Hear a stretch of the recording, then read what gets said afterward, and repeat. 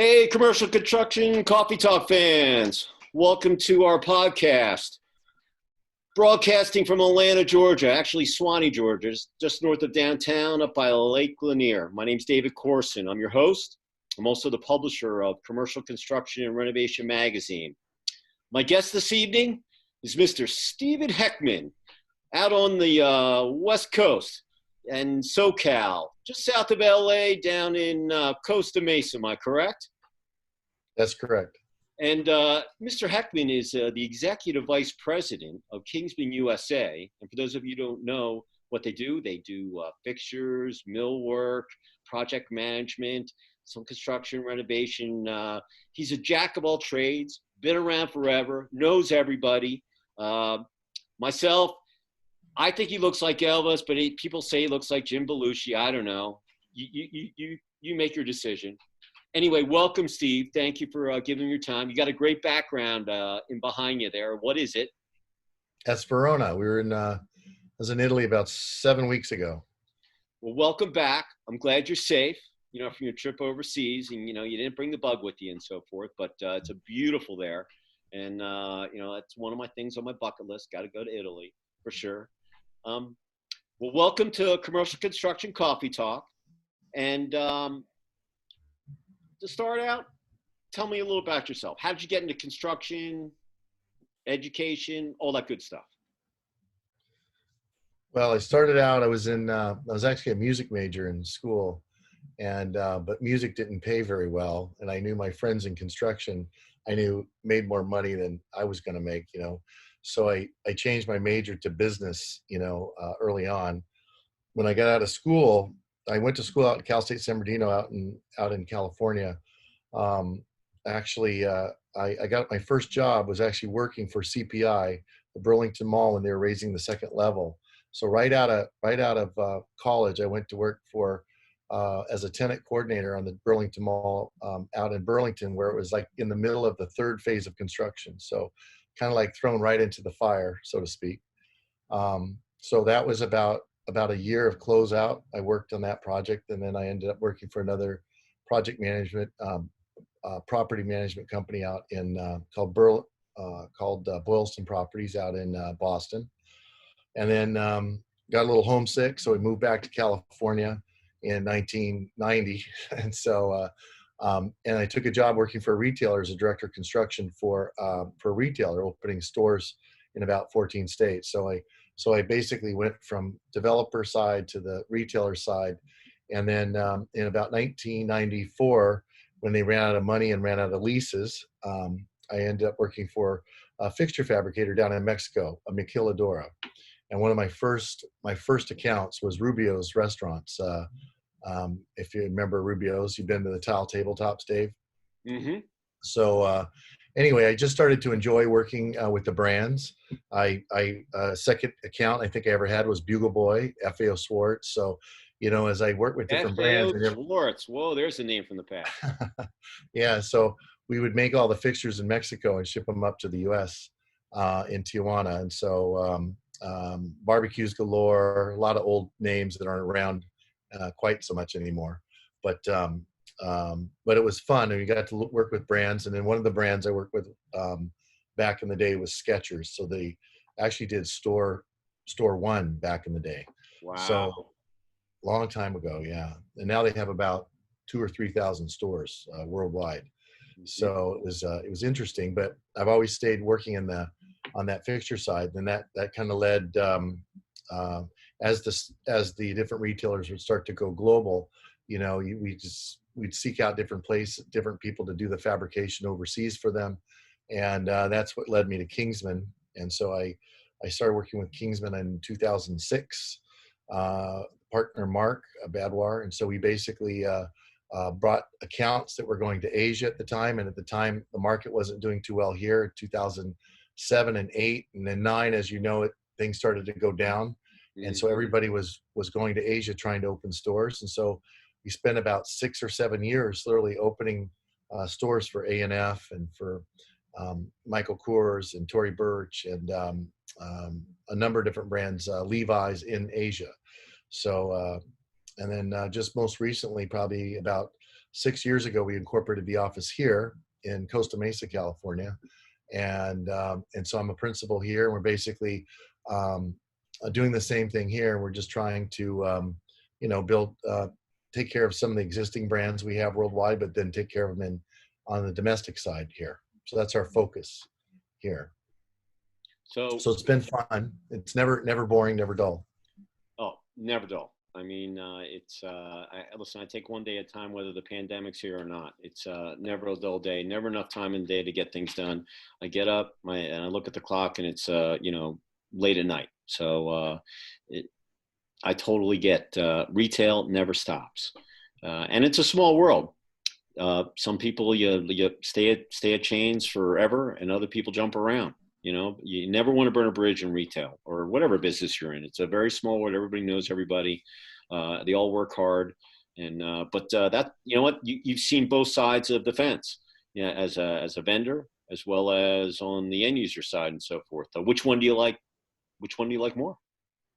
I think where I'm at now, I like the best. I mean, on the developer side, I think one of the, they're not always building new malls. And so at the time we were building a new mall.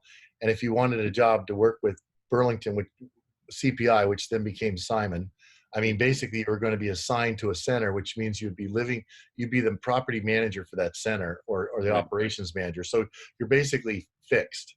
And so, but when you're opening stores, all over the place, you get to see the country, you get to see other countries. So a lot of times those jobs can take you to different places. So you don't really have an office job per se, So that's the part that I like the most, is the travel. So and just seeing new concepts, Well, I know you travel because I'm Facebook friends with you. So I always see the pictures when you're getting on the plane, when you're getting off the plane, when you're in the terminal, whether it's in China or wherever. So I know that you're a whirlwind guy, all over the place. And that's what retail is. You got to go where the stores are going and so forth. So, so March comes, the economy's humming, stock market at all-time high, low unemployment, people just going crazy, construction cranes up on all the cities. March comes, and boom, the virus, and everything stops. And everybody's put in a holding pattern.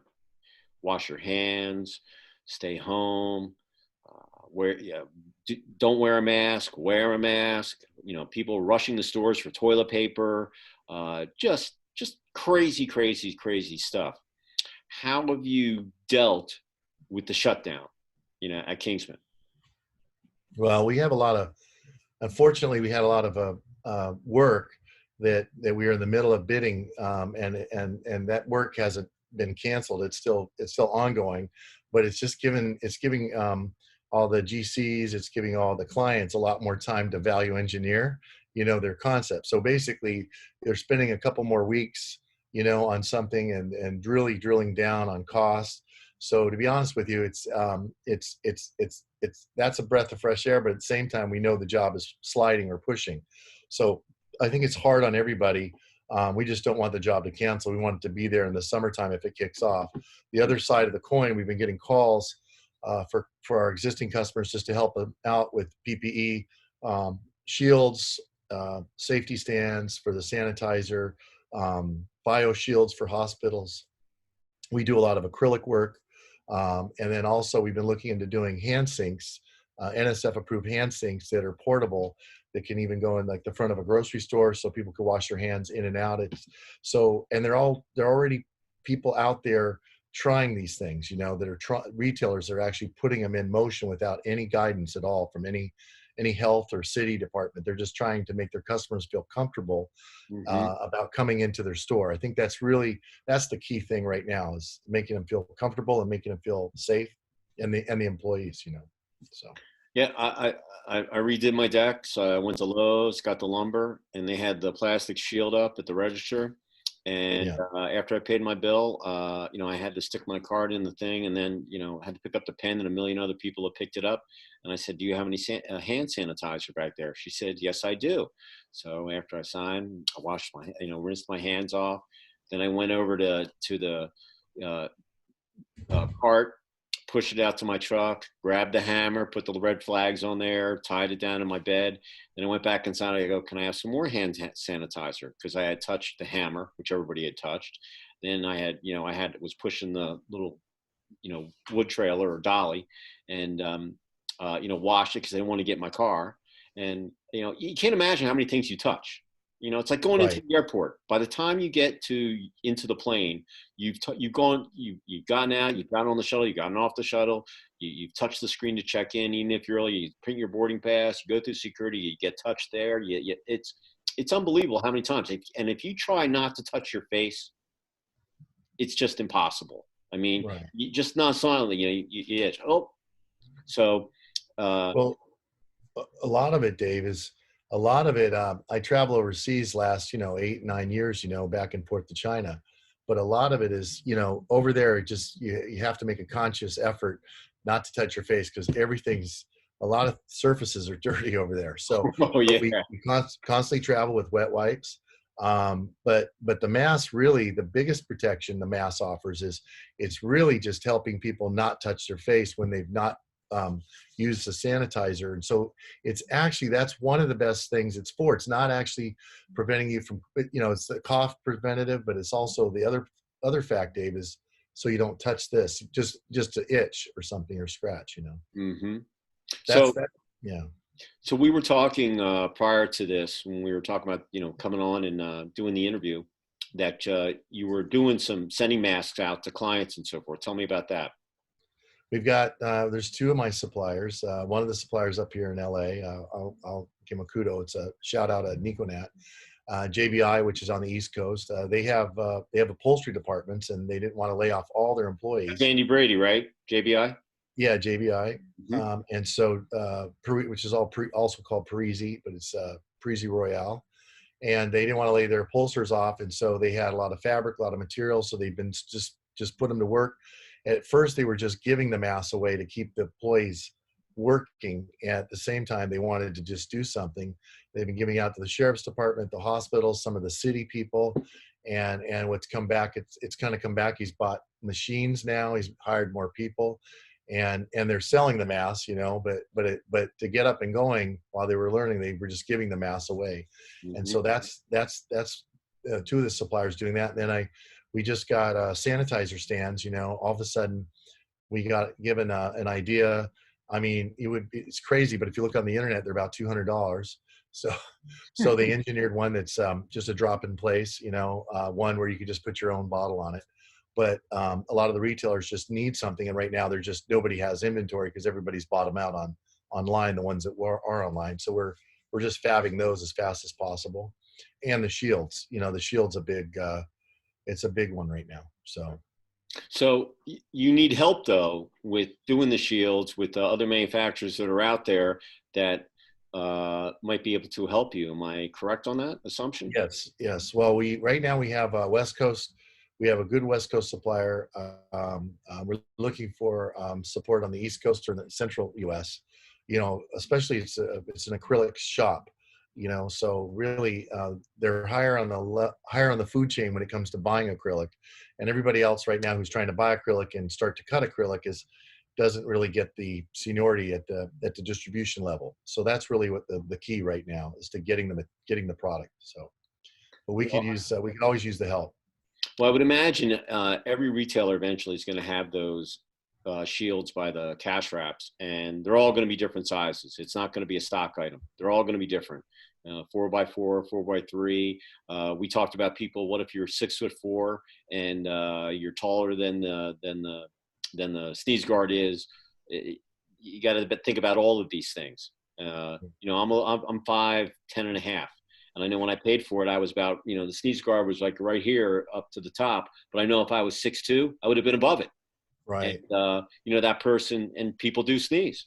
So well, it's not really mandated. There's no mandate again, but I guess the standard is coming out, at least after about 20 or 30,000 guard shields, it seems to be about 6 feet. But you've got counters out there that are 30 inches and 34, 36 and 42.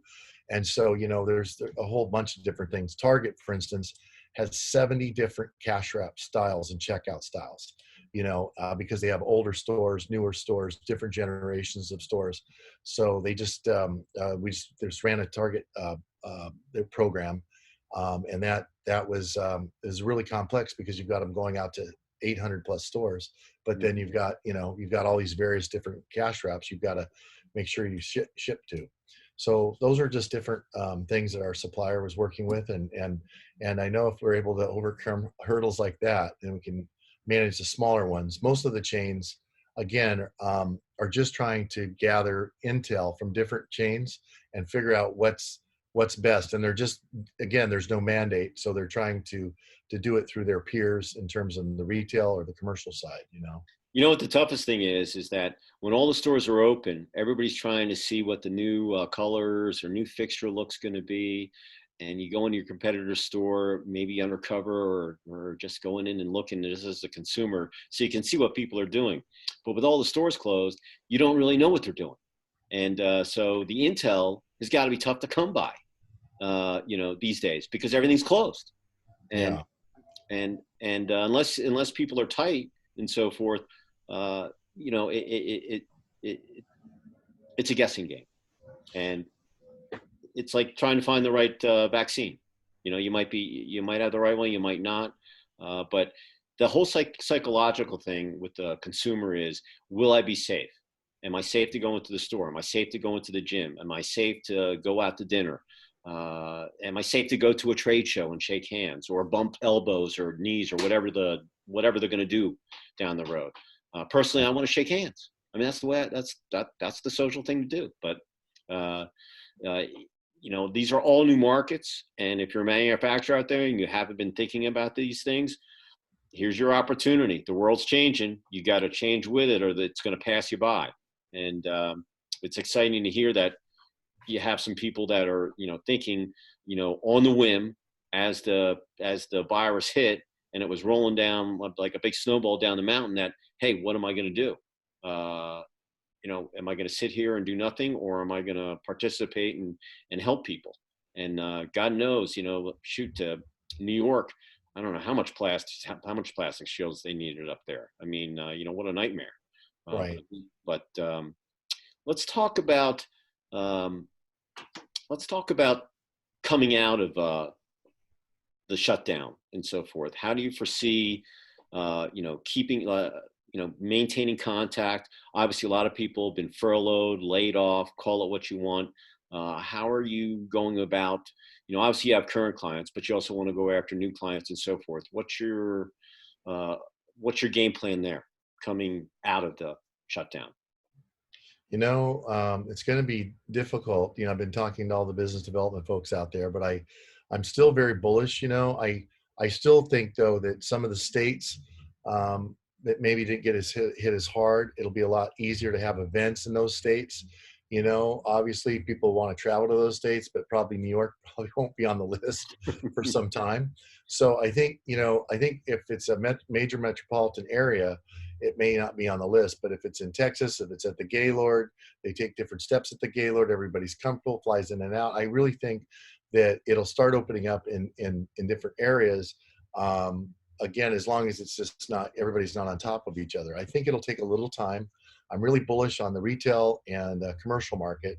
I know people are getting furloughed out there. I just want them to know that I really think I'm very optimistic about what's going to happen as soon as people are allowed to open up their businesses again. I think people are going to really try to finish some things. The other half of the people are going to try to open their stores, maybe not open new stores, but get their other stores open. It's very heavy lifting to do to get several hundred stores open at once. They have to do it in phases. So again, I think there's a lot of work out there, and I want to keep everybody optimistic about that. And I think that the networking will come. It'll just come in safer. Maybe it's Phoenix, somewhere in the hot. We're going to be in a hot area where the virus can't live, and Right. we'll go to a baseball game because it's hot outside. So I'm just saying that it'll happen. Oh yeah. Well, I know you're going to be coming. You have to go to Mississippi to get your daughter's stuff out of the dorm, Right. and so I mean, there's a casualty. your Ole daughter, Miss. the Ole Miss, your daughter was, spring semester cut off, had to go back home. Everything's in her dorm. Now you had to go back and get it, drive the Yeah. truck back, ship it back, and so forth. And you're in the boat with probably thousands and thousands of other parents, whether it's Ole Miss, Bama, Vanderbilt, Florida, Georgia. I mean, here shoot schools closed off. I mean, they're thinking about doing graduations in the fall. Uh, it, I know your daughter was crushed. At least that's what I saw on Facebook. When the spring semester was called off. Yeah, I think she wanted to come home. She kept saying, "Oh, I want to come home. I'm bored, this and that." But then when she came home, she's like even more bored. Now she Yeah. wants to be back with her friends, right? All right. So I think she misses it now. But again, I thank God it's not her senior year; it's her freshman year, right? So Yeah. Hmm. so if it's her senior year, it'd be a different story. But Well, yeah, we look forward to going back. So it'll be different in the Grove, right, Dave? So oh yeah. No, at least listen. one is, Hey, right? listen. Without football down here in the South, I don't know what they're going to do here in the fall. I mean, the SEC's king, and if they don't have football on the weekends, I don't know what they're gonna go crazy down here. I mean, right Yeah. now there's no sports, but you have baseball, you have lacrosse going on. You still have the new NFL team that was rolling along, and the draft is tonight, and then you've got summer practice, spring training, not spring training, but preseason, and Right. God forbid that the bug comes back, and I don't know how they're going to do the football games and stuff. But if football's not down here in the South, they're going to go crazy. I mean, it's. But I always tell people, look, I'm at the glass. They're going to figure out a way to get it done. I'm sure. Yeah. And uh, the players, they'll figure out a way to keep them safe. And even if they have to play in open stadiums and stream the games, I think everybody will be in a much better scene. They just can't. They cannot. They got to get the sports back. There's just too many fanatics Yeah. out there. And your daughter knows. I mean, it's she's a rebel. She wants to go to the game when they play Mississippi State. For the cowbell. Yeah. You know. That's well, it's something to be there, right? Hotty toddy for all the Ole Miss people out there. Mm-hmm. But Mm-hmm. but no, I really think, everybody's looking at things. They're looking at the TV and they're saying, "Oh, I think if you had 2 or 3 months where you just had drips and drabs of some of this stuff because remember there's a heat wave going across the U.S. Again, this happened in China too at one time when they had their virus going through there. As soon as summer hit and it came through there, a lot of stuff just died. It come back in the winter? It does come back in the winter, but Mm-hmm. I just think everybody will have a lot more better procedures in place. They'll have a lot better ways in terms of cleaning the subway trains, ways to clean just the terminal where people stand. I think they didn't even have, up until now, they didn't even have their foggers. So basically like a fogger, I believe they're starting to fog the airplanes. I always worried more about the airplanes because somebody had just a cold, when I fly all the time and they just, touch something, but now they're fogging the planes. And that's what I understand to make everybody feel comfortable. I believe it's almost like a sanitizer spray, like Mm-hmm. alcohol spray. So I really think that's those are things that are good things that will stay. Some of these things will stay. And so I think that can only make things better even in the fall. So, Hey, I grew up in Philly, and we had a house in Margate in Atlantic City. And at night, they would have the bug truck come by and blow the bug fog, and they right, still do it. And I still remember it. We would run through it. When I was younger and stuff. Now they right, probably they would freak out, but the environmentalists and the EPA or whatever, but they still have the bug truck that blows through there. So totally right, familiar with the fogger, and but I'll tell you what will stay is, which I hope that happens, is a lot of the red tape in construction. Permitting is going to be an issue. right, Um, I know a lot of those guys are doing it remotely and on the web and so forth, but I hope that the red tape is cut out. I think a lot of tele people that have never worked at home, that have been productive, will be able to. They'll be much happier. They won't have to go through rush hour. Um, My guest last week from UTH down in Houston, he said a normal meeting would take an hour. Now on Zoom, it takes 20 minutes. So a lot of people that have these big office spaces and so forth are saying, well, why would I pay all this real estate? And I know the real estate guys don't want me to hear to say this, but Right. a lot of companies are going to think twice about, why am I paying all this? I could have a much smaller office and get things done and have my people being out there productive than coming in and spending money on gas and this and that. But like I said, we're social people. So people are going to want to get out. They're going to want to see other people. They're going to want to go to events.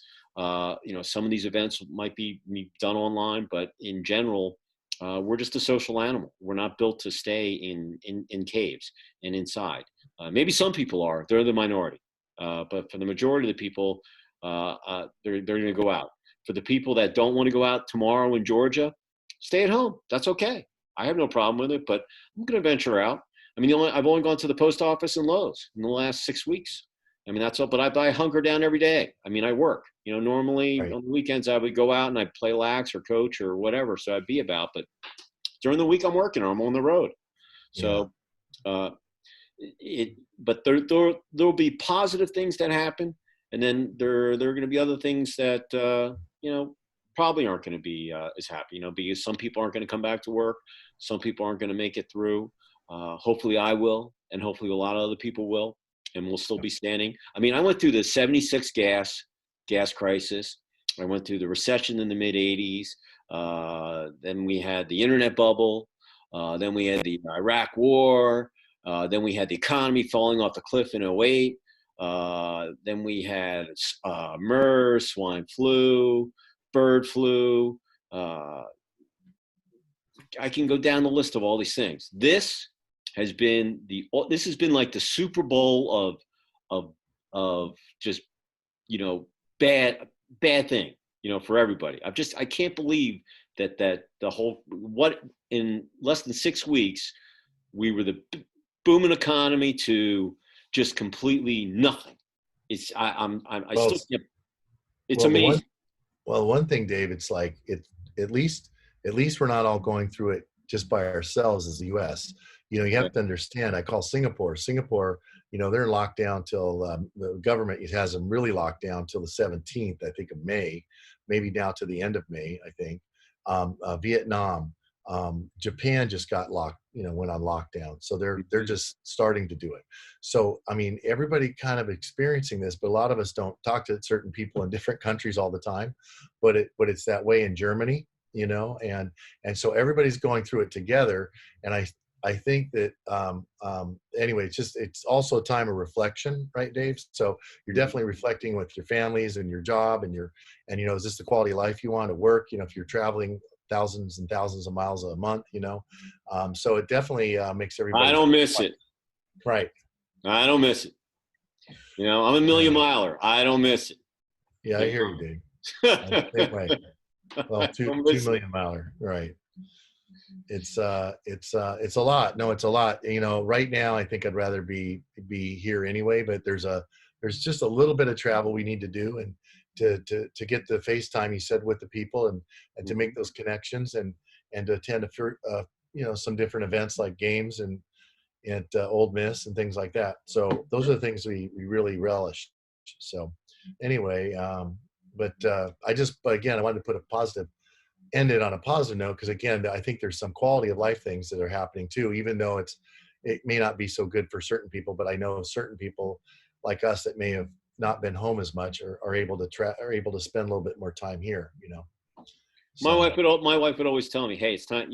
Don't you have a show to go to or whatever? Don't you need to go someplace? yeah. But now actually, I'm getting things done around. I'm cleaning up the house and this and that. And, so it's actually been pretty good. My son, he's graduating FAA school, so they shut his school down, and he's bummed out because Delta only 50% of their plane. I think they have 600 planes parked in Atlanta. I said, yeah, but all those planes can't sit there. They're all getting worked on. So you just keep your blinders on. You get your degree and your license, and believe me, they're going to put you to work because they're recruiting them along with Allegiant and a couple other people. I said, you're going to go to work. Just don't worry about it. I mean, the airlines are like the ticket to the economy coming back. I mean, Yeah. the same thing with hotels. A lot of people don't realize the hotels are shut down, and when they renovate a hotel, they have to shut one floor at a time. Now, all the smart hoteliers, the media is not promoting, but there are hoteliers right now that are putting new carpet in, new paint, and they're Right. getting their hotels and their properties ready. So when they do open it up, they're going to be looked that much nicer because they've had Yeah. time to do it and they didn't have to, I feel bad for the people that got furloughed or laid off, but they've had time to get, people in there to get Right. stuff done. So there's a lot of stuff that's being done under the radar Radar. that people Mhm. don't even know about, even with retailers and stuff. There's facility guys are doing stuff, just like you said. The sneeze guards are getting put up. When you go into a store, you're gonna be like, wow, when did they get this done? Yeah, well, we've been closed for almost 2 months. That's when they got it done. Yeah. So it'll look a little different, but it'll be positive. And once the fear factor goes away, it'll come back. And and I want the people that have the complications. I want to make sure that they're taken care of as well. We don't want to get any of those people sick. I don't want anybody to pass that that will get the virus. That'd be the worst thing that I could do is contaminate. Maybe I'm asymptomatic and give it to them. I'd feel Right. terrible. Yeah. So, well, let's finish on a positive note. We talked about your education, how you got in with the pandemic, how you're going to go out. When you go out, what's the first thing that you think you're going to do? When I retire? No, right now, when the shutdown, what are you going to go do? You're going to get on your little boat and go through the harbor with Heidi, or and check out things, or you didn't go to the Well, well, Huntington, they just opened Huntington Beach. So I think this weekend they're just opening. It's one of the first beaches in California. I think Ventura is open, but we're about 3 miles from the beach. But we've got a little boat, a tiny boat. yeah, We blow it. We just take it out in the harbor with some wine and I've basically seen a the dog, pictures. and we just we spin that little guy around, and it's cheap. And there's 10 miles of harbor in Newport City, in Newport. So basically, we're just going to take that thing around, and there's no moratorium on people on their little boat, tooling around. So Right. I think that just getting out because there have been, even though we're working at home, it is hard because we're still inside all day, even more so because we're not out, out and about. But I think getting out and going down to the beach, I think we're going to go up and see some friends in LA. Am I supposed to say that? We're going to see some friends in LA. Yeah. Who have a pool. So because again, some areas are opening up, but you still have to wear a mask out in public in LA and in Orange County and in Riverside. So that's just one of the norms here right now. So, but we'll look forward to the boat. And you come out here, Dave. You can join us. We can put 4 people out there. Hey, count me in. I love going on the boat. I can swim. I like the harbor. I like looking at all that stuff. Count me in. The Duffy holds, I think it's 10 or 12 people. So if you do that rule, you could at least put 10 people down. So, but again, you can do a Duffy networking session. Hey, there you go. There you go. Well, I'm in. Mr. Hekman, Right. anything you do, you can count me in. Okay. Whether it's in the gun range or in the Duffy or, wherever, I'm in because I know you always have a good time. You make me laugh. And laughing and fun, hey, that's positive. So I'm there. Well, with that said, I'm going to say goodnight from Suwanee, Georgia. We're opening up Georgia tomorrow. I'm keeping my fingers crossed. I'm keeping my fingers crossed for California out on the West Coast. And everybody be safe out there. Wash your hands. Don't touch your face. Social distance. And if you're going out there, have fun. Smile. And when the traffic comes back, hey, that's one of the things that'll be a good telltale sign when it's rush hour. Things are back to normal, and I'll take that any day of the week.